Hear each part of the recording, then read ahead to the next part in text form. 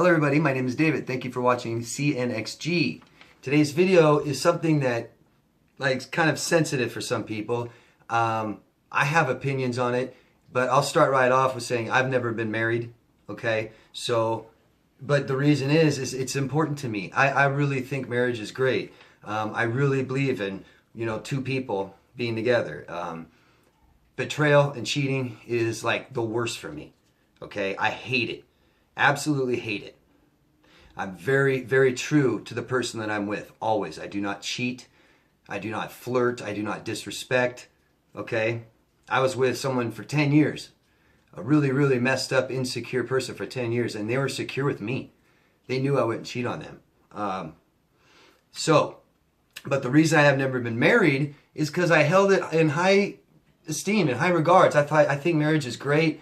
It's not for the religious aspect. It's just that promise, I'll be with you forever, till death do us part. And I really mean that. I've been afraid to get married thinking that I will never leave a bad marriage. And I think, up until now, I think that's right because I didn't even leave a bad relationship. And it's amazing that I wouldn't marry someone I was with for 10 years because I didn't think she was, would not be a good wife.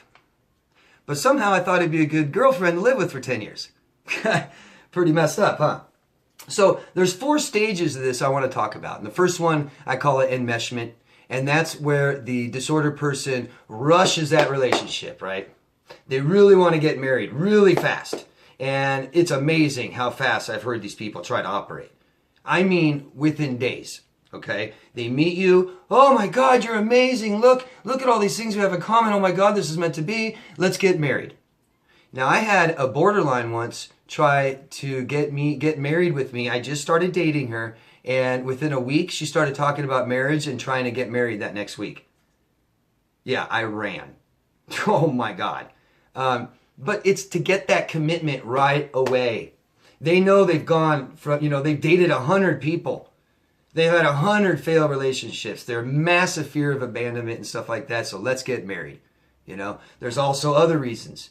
Maybe you are very successful. Maybe you have money.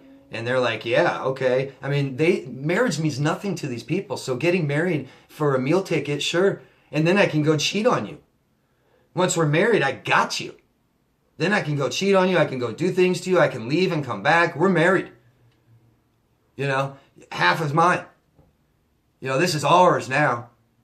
It's amazing how they'll do that. The transition from what's yours is now ours.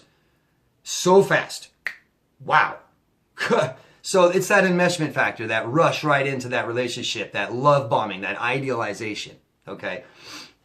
Another aspect of marriage is when the disordered future fakes, right? So they have those future promises. Yes, let's get married. And they have no intentions of it, right?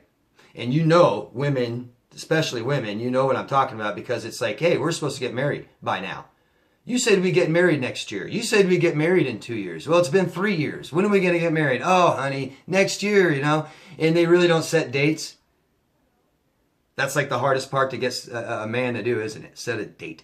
But yeah, it's for that promises of tomorrow to get what I want today. That's what future faking is, right? Don't worry, we'll be together forever. Give me what I want now. Don't worry, The other aspect is adultery. So the disordered person commits adultery, right? And like I said before, they'll use that marriage. But they will, and some of us are victims of married people, aren't we? And they promised us this and promised us that. And the adultery aspect is both they're going to cheat on you, right? And they're going to cheat on their wife or their husband, and then they're going to find another person, right? And play that and cheat on you and cheat on them, and it's just back and forth adultery, and it's sick. The other aspect is the mistress, right? And that could be a man or a woman, you could, and let me say this.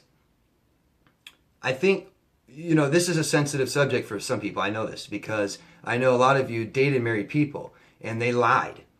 Okay? They lied and they said, I'm going to get a divorce, or I'm not living with them. We're separated.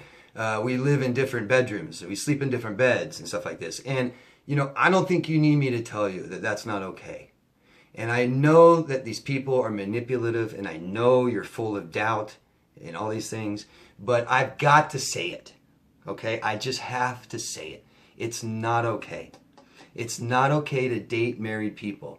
And I know there's that divorce process that takes forever, and you'll meet all kinds of people on dating sites that are going through a divorce, okay? But a lot of them aren't. They're just lying, okay? If you are dating someone that's married and they're going home to their husband or wife, you are just as guilty. That is not okay. Okay, so I'm saying this so that you guys can own a part of that and realize, because it's easier to get over that if you understand that you had a part in that as well. And I know that they lied to you, I know.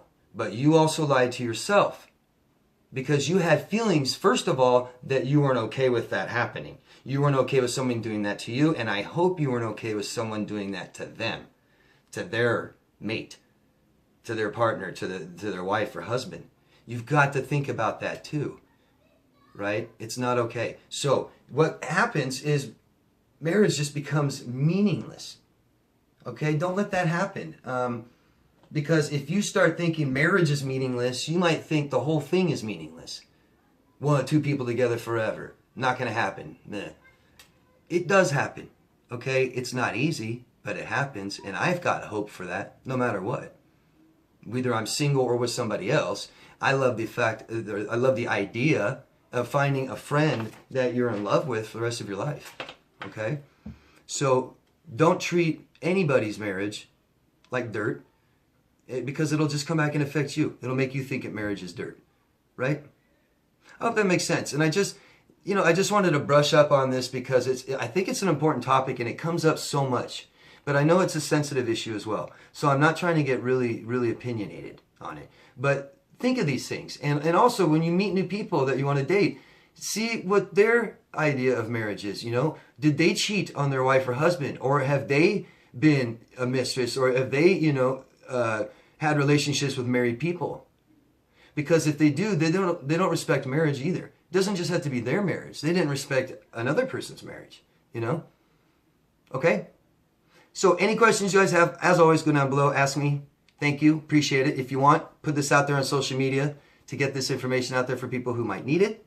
And always love yourself first. Okay, guys? See you later. Thank you. Bye-bye.